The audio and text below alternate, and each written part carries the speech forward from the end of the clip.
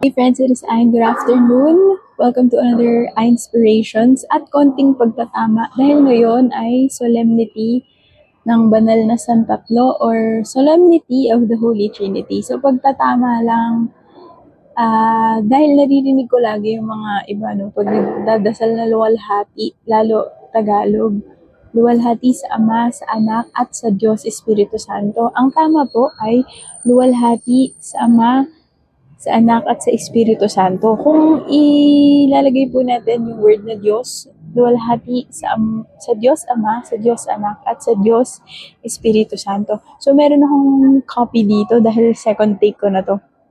The Holy Trinity is one God in three distinct and equal persons. The Father, the Son, and the Holy Spirit.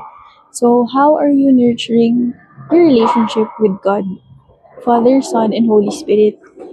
Tulad sa mga ginagawa natin, hindi lang pwedeng isang aspect lang yung nurture, kailangan yung tatlo. The Father is merciful, just, and loving. The Son is obedient and suffered to be with us. And the Holy Spirit is the love between the Father and the Son. And it signifies that we've been accepted to God's family. I will be putting the mass readings in the caption of this video. At always remember that the teaching about the Holy Trinity, it's a dogma of the Catholic Church. Kahit kailan, hindi mababago. Kahit mamatay ako bukas, yun pa rin yung teaching. Yun lamang.